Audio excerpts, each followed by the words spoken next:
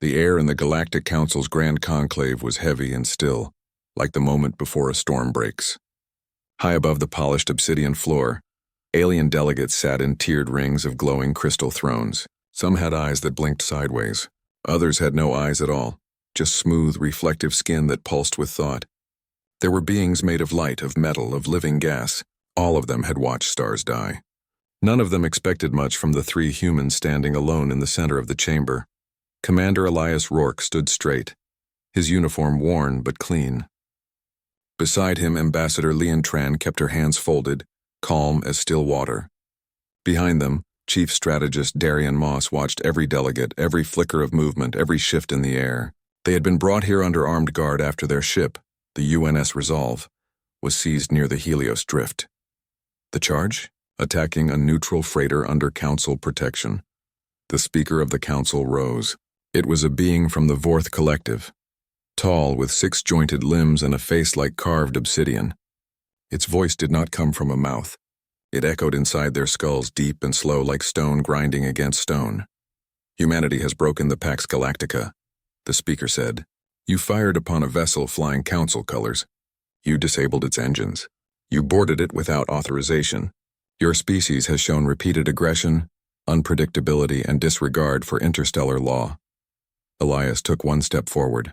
His boots clicked once against the floor, a small, human sound in a place that had not heard such a thing in centuries. That freighter, he said, his voice steady, was carrying bioweapons meant for the Krell hegemony. We have the logs. Encrypted, yes, but we cracked them. It wasn't neutral. It was a smuggler working for your enemies. A ripple moved through the chamber. The Krell envoy, a hulking creature with armored plates and glowing red vents along its spine, let out a low hiss. Its limbs twitched as if ready to strike. The speaker did not turn. Your evidence is unverified. The Council's sensors detected no weapons, only cargo manifests listing medical supplies. Because they hid them in the life support core, Lian Tran said, her voice quiet but clear, wrapped in cryo-shielded canisters, designed to look like oxygen recyclers. Only a species that survived bioterror attacks would recognize the pattern. She reached into her coat and pulled out a small data chip. She held it up. This contains the full decryption key, the freighter's true flight path, and voice logs from its captain admitting his orders came from a Krell liaison inside your own logistics division. Gasps echoed through the chamber. Some delegates leaned forward. Others recoiled. The speaker's six eyes narrowed. Even if this is true, you had no authority to act. You are not members of the Council. You are probationary observers, barely more than children in the Galactic Order. Darian Moss finally spoke. Children don't rebuild cities after nuclear winters. Children don't land on moons with nothing but math and hope. Children don't spend centuries fighting each other and then choose to stop. He paused. We've made mistakes, many, but we learn fast and we protect what's ours. The speaker was silent for a long moment. Then it raised one long limb. The Council has deliberated. Earth sovereignty is hereby suspended. All human colonies will be placed under provisional governance. Human military assets are to be decommissioned. Any resistance will be met with orbital pacification. The words hung in the air like a death sentence. Dutton. Tran looked at Elias. He gave a small nod. She reached into her pocket and pressed a button on a tiny device. A soft chime sounded. Then from the center of the chamber a hologram appeared. Simple white text on a black field. No music, no fanfare. Just words that burned into every mind present. Since you chose war, humanity will show the galaxy how it's done. For the first time in living memory, the Grand Conclave fell utterly silent. Not out of respect, not out of fear, but out of sudden, sharp realization. They had thought humanity was loud, emotional, chaotic. They had mistaken passion for weakness. They had seen Earth's history of war and assumed it meant disunity. They had watched humans cry, laugh, argue, and create, and decided they were too fragile for the cold logic of the stars. But now, standing before them were three humans who had walked into the lion's den unarmed and unafraid, who had not begged, who had not raged, who had simply stated the truth, and then delivered a warning wrapped in calm certainty. The Krell envoy shifted, its armor clicking. A delegate from the Silth Concord leaned toward its neighbor and whispered something urgent. The fourth speaker remained still, but its obsidian surface flickered with faint internal light, like a mind racing. Elias turned to leave. No one stopped him. As the three humans walked toward the exit, their footsteps echoing in the vast chamber, the message remained floating in the air behind them. Not a threat. Not a boast. A promise. Outside their escort, a pair of armored enforcers from the council guard stood rigid. But their weapons were lowered. Their posture had changed. They had seen the message. They had heard the silence that followed. Back aboard the UNS Resolve, now docked in a holding bay deep in the station's underbelly, the humans did not celebrate. They did not panic. They gathered in the command deck, where a single screen showed Earth, a blue-green marble hanging in the void. "We gave them the truth," Leanne said, "and they chose not to believe it," Darian replied. Elias looked at the star map on the main display. Hundreds of human colonies, thousands of ships, billions of lives, all now under sentence. "But they'll believe what comes next," he said. He tapped a command into the console. A secure channel opened, encrypted with a code only Earth's highest command knew. He spoke 3 words. "Initiate Iron Cradle." Across the Sol system, hidden systems woke up. In lunar tunnels, dormant reactors hummed to life. In asteroid belts, factories that had appeared abandoned for decades began moving again. On Mars, deep beneath the rust-red soil, vaults opened that had not been touched since the last global war. Humanity had spent 50 years preparing for this moment, not with rage, but with quiet resolve. They had studied the galaxy's powers, learned their tactics, mapped their weaknesses. They had built not just weapons, but strategies. Not just ships, but networks of trust, deception, and surprise. The Council thought war was about size, about age, about how many stars you controlled. Humanity knew better. War was about who refused to kneel, and as the UNS Resolve slipped away from the Council station under the cover of a false maintenance signal, no alarm sounded. No ships gave chase, because no one believed 3 humans could matter. But by the time they realized their mistake, it would be too late. The final message had been sent. Now, humanity would prove it. Beneath the snow-covered peaks of the Himalayas, deep inside a mountain that had once been sacred to ancient monks, the Human Strategic Council met in total silence. No lights flickered. No voices rose. Only the soft hum of air recyclers and the occasional tap of fingers on hardened glass consoles broke the stillness. The room was cold, dark, and sealed off from the rest of the world. Not even the sun knew what happened here. Admiral Mara Kelso stood at the center of the chamber, her eyes fixed on a massive star map that glowed on the far wall. Every human colony, every shipyard, every listening post, each marked with a tiny pulse of light. Now many of those lights were blinking red. Council enforcers had already moved to surround. Proxima B patrol circled Mars. Earth's orbital defenses had been labeled non-compliant and were being quietly disabled. By remote override codes the Council had long ago embedded in their systems. "They think we'll beg," Mara said, her voice low but sharp. "Or run, or hide in our holes until they decide we're tame enough to keep." Darian Moss, just returned from the Council chamber, stepped beside her. His face was tired, but his eyes burned with focus. "They don't understand us," he said. "They see our history, wars, revolutions, collapses, and think we're unstable. But they miss the point. We don't just survive chaos. We learn from it." He pointed to a cluster of faint dots near the edge of the solar system, far beyond Pluto. "Project Iron Cradle isn't a backup plan. It's our answer. And it's been ready for years," Mara nodded. She tapped a command into her wrist console. Across the room, new images appeared. Hidden shipyards buried inside hollowed-out asteroids. Factories built into the dark side of moons. Drone forges disguised as mining outposts. None of these had ever been listed in official human records. To the galaxy, they didn't exist, but they did. On Ceres, what looked like a simple ice mining station was, in truth, a launch bay for stealth frigates. In the rings of Saturn, automated arms assembled warship frames from captured comet dust and recycled metal. Even old orbital junk, derelict satellites, broken probes, had been repurposed into sensor nets and decoy signals. Humanity hadn't waited for permission to prepare. They had done it quietly, patiently, knowing that one day the galaxy might turn on them. Now that day had come. Far from Earth, on the colony world of Proxima b, life seemed normal. Children walked to school under twin suns. Farmers tended genetically adapted crops. Engineers repaired atmospheric processors that kept the thin air breathable. But beneath the surface, something else was happening. In a basement beneath the main schoolhouse, a group of teenagers gathered around a table. They weren't playing games. They were running simulations, tactical drills disguised as history lessons.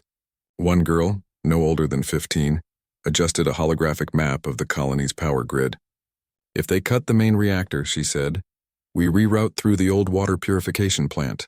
It's slower, but it'll keep the shields up for 12 hours. Her teacher, a former naval officer who now taught physics, nodded. "Good. Now assume they jam all comms. How do you warn the eastern farms?" "Smoke signals," another boy said without hesitation. "Old school, but they can't block smoke." Across the colony, similar scenes played out. Mechanics recalibrated tractor beams into short-range defense turrets. Medics packed emergency kits that doubled as signal relays. Even the local bakery had hidden a data cache inside its ovens, encrypted messages baked into bread loaves for covert couriers. The council had assumed human colonies were fragile, dependent, easy to control. They were wrong.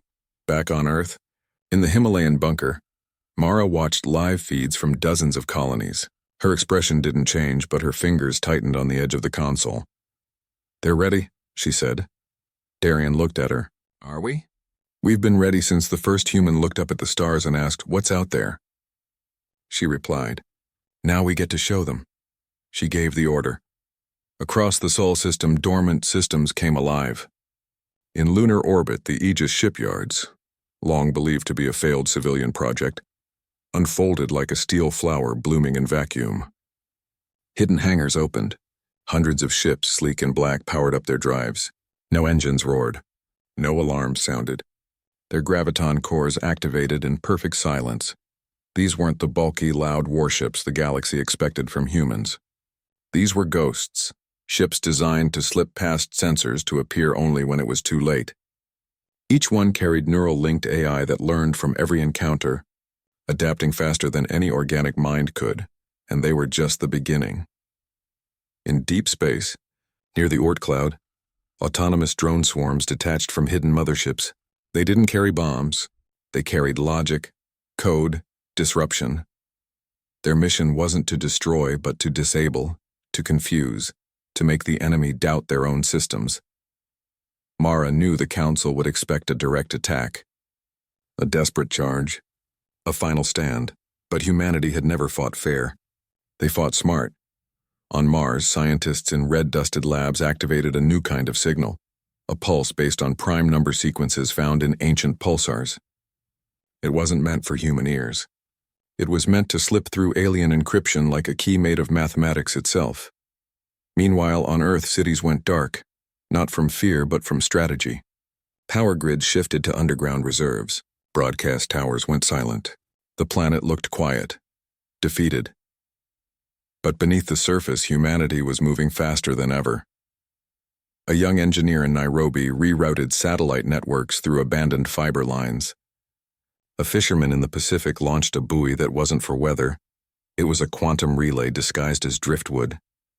In Siberia, a retired pilot climbed into a cockpit buried under ice and powered up a fighter that hadn't flown in 20 years. No one gave a speech. No one shouted for glory. They simply did what needed to be done. Because this wasn't about pride. It was about survival. And more than that, it was about proving that a species that had clawed its way out of caves through ice ages and world wars could stand equal among stars. The Council had revoked Earth's sovereignty, but sovereignty wasn't given.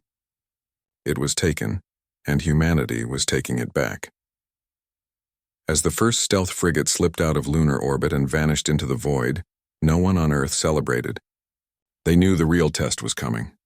The Council would respond. The Krell would strike. And when they did, they would find a species that had spent centuries learning how to lose and how to rise again. Mara looked at the star map one last time. The red lights still blinked. But now new lights were appearing. Small, faint, but growing. Green lights. humanity's silent fleet. She turned off the display. The room went dark. "Let them come," she whispered. And somewhere, far out in the black, the first human warship made its jump, not toward battle, but toward the future, a future they would fight for, not with rage, but with reason, not with noise, but with silence, and that silence would be louder than any explosion.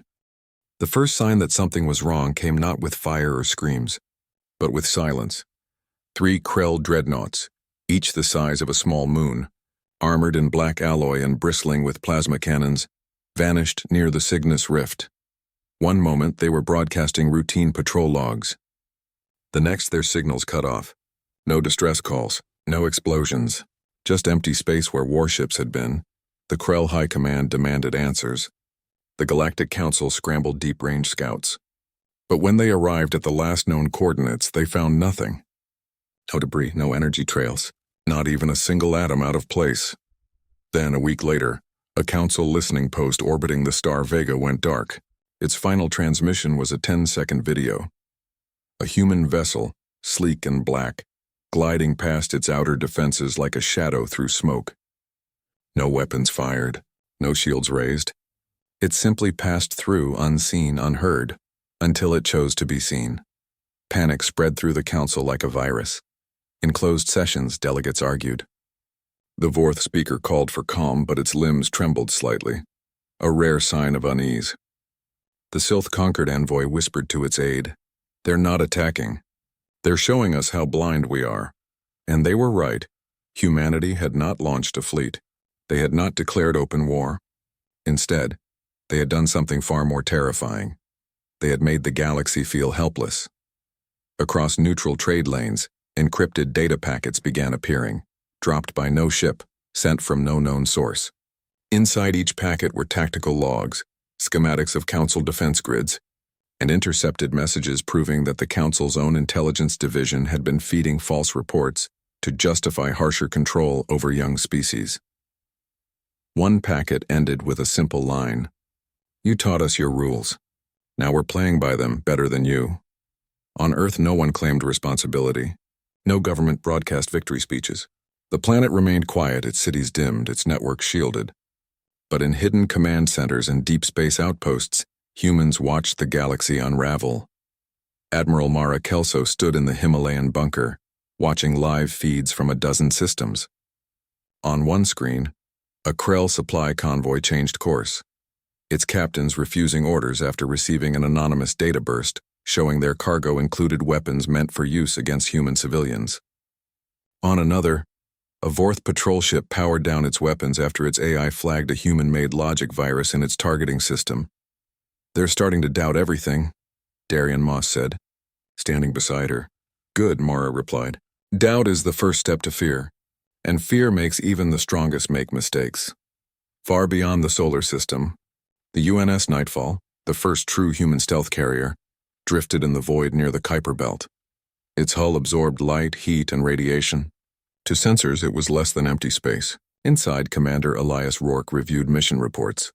"Drone Swarm Theta has infiltrated the Helios relay," a young officer said. "They're mimicking maintenance bots." "No one's noticed," Elias nodded. "Good, keep them passive. We're not here to destroy. We're here to remind them that they're not in control." The drones weren't bombs. They were ideas. Tiny machines that could rewrite code, reroute signals, and plant false data. One drone, no bigger than a human hand, had already slipped into a Council data hub on the moon of Xylos. Within hours, it had copied every security protocol, every fleet schedule, every secret deal between species, and then it left without a trace. Back on Proxima B, the human colony the Council believed was barely surviving. Life went on as usual. But beneath the surface, the colony had become a fortress of quiet resistance. Farmers used irrigation drones to map enemy patrol routes. Schoolchildren played signal tag, a game that secretly trained them to pass messages using light pulses and coded knocks. Even the local market had a hidden role. Vendors used price tags to signal ship movements. When a Council inspection team arrived, expecting to find chaos or surrender, they found order. Clean streets, smiling faces, cooperation. But every human they spoke to gave just enough information to seem helpful. while hiding everything that mattered. The inspectors left confused. They reported that the colony was stable, if overly cheerful. They never noticed the hidden antenna disguised as a windmill, or the power generator that doubled as a jammer. Meanwhile, in lunar orbit, the Aegis shipyards launched their next wave, not of ships but of whispers. Small unmarked probes carried messages not in words, but in patterns. Music based on Earth's oceans, mathematical proofs from ancient human thinkers, images of children planting trees on Mars. These weren't weapons.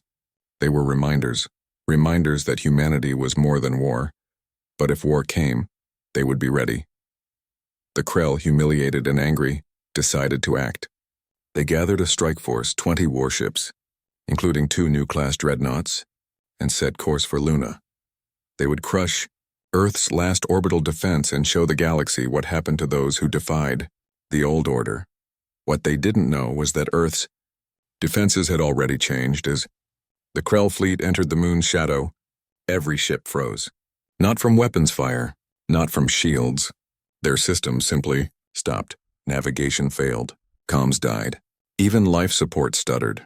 From a hidden station on the far side of the moon, a signal pulsed outward, a sequence based on the golden ratio, the Fibonacci sequence, and the frequency of hydrogen in deep space.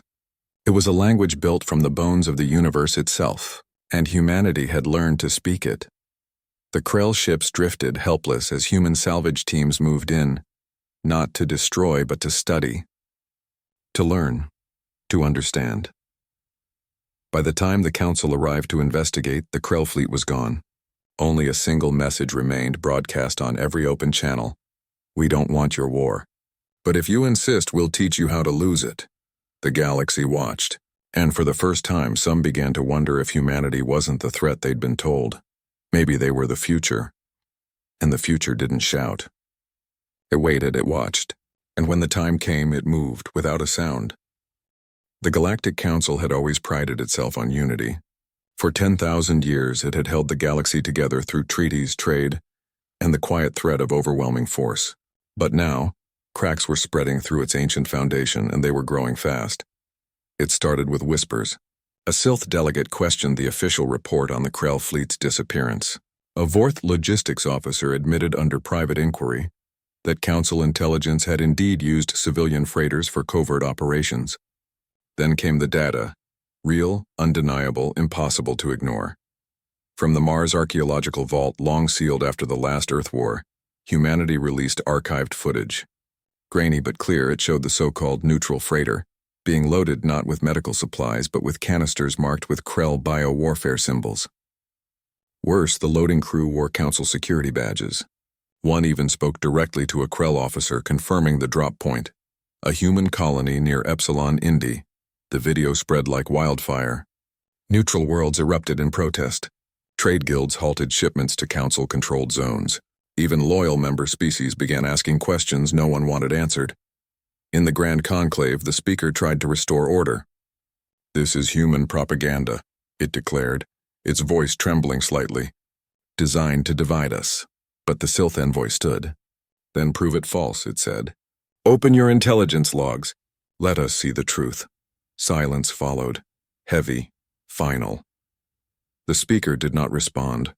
On Earth, Admiral Mara Kelso watched the broadcast from the Himalayan bunker. She didn't smile. She didn't gloat.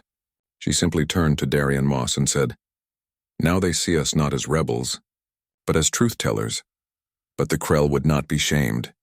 Humiliated by the loss of their fleet and exposed as pawns in a Council scheme, they chose desperation over dignity. They gathered every warship they could, over 50 vessels, including their newest dreadnought, the Iron Maw, and launched a full assault on Earth's moon. Their goal was simple: destroy Luna's surface, cripple human orbital command, and send a message that defiance would be crushed. They never reached the surface. As the Krell Armada crossed the lunar terminator, a signal pulsed from the far side of the moon, not loud, not violent, but precise. It carried no words, only numbers. Prime sequences. Cosmic constants. The same language humanity had used to disable the earlier Krell ships. One by one, the Krell vessels went dark. Engines failed. Weapons locked. Navigation systems looped endlessly through error codes. The Iron Maw, pride of their fleet, drifted helplessly, its crew shouting into dead comms. From hidden bays beneath the lunar regolith, human salvage drones emerged. Small, silent, and efficient, they latched onto each Krell ship, not to destroy but to download. To learn, to understand how their enemies thought, moved, fought. Within hours, the entire Krell strike force was under human control, not by force, but by superior understanding. Back on Earth, Commander Elias Rourke stood before a global broadcast link. His face was calm, his uniform still bearing the dust of space. He did not wear armor. He did not raise his voice. "We do not seek conquest," he said, his words carried to every human colony, every neutral station, even into the halls of the Council itself. "We seek recognition, not as subjects, not as children, but as equals who have earned our place through sacrifice, innovation, and resilience." He paused. "You judged us by our past wars, but you ignored our greatest strength. We learn, we adapt. We build, even when broken." Then he showed them something no one expected. Footage played behind him, not of warships or weapons, but of human hands. A doctor on Titan saving alien refugees during a solar flare. Engineers on Mars sharing water recycling tech with a struggling Sylph outpost. Teachers on Earth broadcasting free science lessons across the stars. "We offer peace," Elias said. "But peace must be earned by trust, not forced by fear." The message ended. No music, no slogans, just silence. Across the galaxy, species that had long dismissed humanity began to rethink. The Sylph Concord opened unofficial talks with human diplomats. The Vorth Collective recalled its enforcers from Proxima B. Even former enemies sent quiet signals, requests for data, offers of trade, questions about human philosophy. But the Council remained divided. In secret chambers, hardliners plotted. They argued that humanity's display of power was too dangerous to ignore. That if left unchecked, humans would unravel the entire galactic order. They did not understand that the order was already changing. On Proxima B, the colony, once seen as weak, now stood as a symbol. When a damaged Sylph freighter limped into orbit, low on fuel and oxygen, the humans didn't hesitate. They opened their docks, shared their supplies, and repaired the ship with no demand for payment. The Sylph captain, an old warrior with scars across his metallic skin, asked why. The human dockmaster simply said, "Because someone once helped us when we had nothing." That moment was recorded, shared, remembered. Meanwhile, deep in the Oort cloud, the last phase of Project Iron Cradle activated. Not weapons, not ships, but knowledge. Humanity began broadcasting open-source designs for clean energy, disease cures, and atmospheric restoration, freely to all. No passwords, no fees, just hope, offered without strings. The Council could not stop it. They could not control it. And for the first time, they feared not humanity's weapons but their generosity, because generosity built loyalty. And loyalty built alliances, as the Krell fleet remained frozen in lunar orbit, now being gently towed to a human repair yard for study and eventual return. The galaxy watched and wondered, who were these humans really? Not monsters, not children, not even just warriors. They were survivors who chose to build instead of burn, fighters who offered peace before war, and now they were proving that the strongest power in the universe was not force but trust. And trust, once earned, could not be taken away. The Council's unity was breaking. But something new was forming in its place, something human. The Galactic Council summoned humanity one last time, not to judge, not to punish, but to speak. The Grand Conclave chamber was quieter than it had ever been. The usual hum of alien thoughts, the rustle of robes, the soft clicks of translation devices, all gone. Only the slow pulse of the central light above the floor remained, casting long shadows across the faces of beings who had ruled the stars for longer than Earth had known fire. But humanity did not send diplomats. They did not send generals. They sent a ship. The UNS Resolve emerged from warp at the exact center of the Conclave's neutral zone. It bore no weapons visible, no shields flared. Its hull was scarred from battle, patched with makeshift plates, yet it moved with calm purpose. As it drifted into position, every delegate watched, not with anger, but with something new, respect. From its hull, A single message pulsed across every frequency, every language, every neural link in the chamber. It appeared as simple white text in the air just like before, but this time, it carried more weight. You believed war was about size, age, or numbers. You were wrong. War is about who refuses to lose. Humanity has lost everything before and rebuilt. You chose this path. Now watch how we walk it. Then the ship went silent. No demands, no threats, just presence. The Speaker of the Council rose slowly. Its obsidian limbs trembled, not from fear but from realization. It looked around the chamber and saw what it had refused to see before. The Sylph envoy nodding in quiet agreement. The Vorth delegates exchanging uneasy glances. Even the Krell representative sitting still. Its armor dimmed to a dull gray. The old order was ending. Back on Earth, cities remained calm. Children played in parks under clear skies. Farmers harvested crops under twin suns on distant colonies. But beneath the surface, humanity stayed ready. Not for war, but for whatever came next. Admiral Mara Kelso stood on a hill outside the Himalayan bunker, looking up at the stars. The air was cold, clean. She wore no uniform, just a simple coat. Beside her, Darian Moss handed her a steaming cup of tea. "They'll ask us to join the council now," he said. "Maybe," she replied. But on our terms, they both knew the truth. Humanity didn't need a seat at the old table. They were building a new one. In the days that followed, human colonies reopened trade, not just of goods but of ideas. Medical teams from Earth traveled to wounded worlds, healing without asking for payment. Engineers shared designs for clean water systems with desert planets. Artists broadcast symphonies that made telepathic species weep, not from sadness but from beauty they had forgotten. Yet every human ship still carried hidden modules. Every station still had silent alarms. Every child still learned the old lesson. Peace is precious, but only the prepared deserve it. The galaxy noticed. And slowly, quietly, others began to change too. The Sylph Concord proposed a new treaty, one based on mutual aid, not control. The Vorth Collective released all human assets they had seized. Even the Krell sent a message, not of war but of apology. They asked for help repairing their disabled fleet. Humanity agreed without conditions. On Luna, the last of the Krell ships was gently guided into a human dry dock.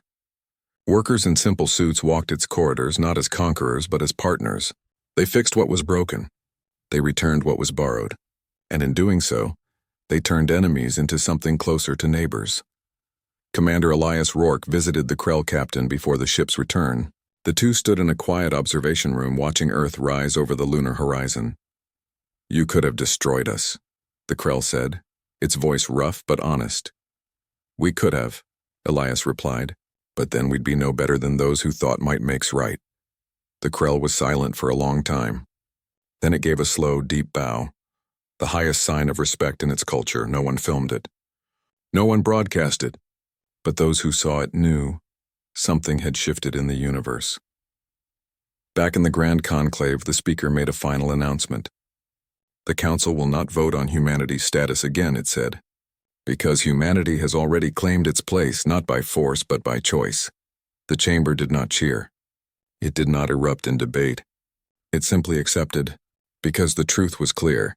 Humanity was not asking for permission to belong. They had proven they already did, and if war ever came again, well, humanity would show them how it's done, not with rage, not with endless fire, but with courage that refused to break, with minds that turned knowledge into shields, and with hearts that chose peace but never weakness. On Earth, as night fell, lights flickered on in homes, in labs, in schools. A young girl looked up at the sky and asked her mother, "Are we safe now?" Her mother smiled. "We're never completely safe, but we're ready, and that's enough." Far out in the void, the UNS Resolve turned away from the conclave and headed home. Its engines hummed softly. Its crew spoke little. They had done what they came to do. They had shown the galaxy not just how humans fight, but how they live, and in the end, that was the most powerful weapon of all.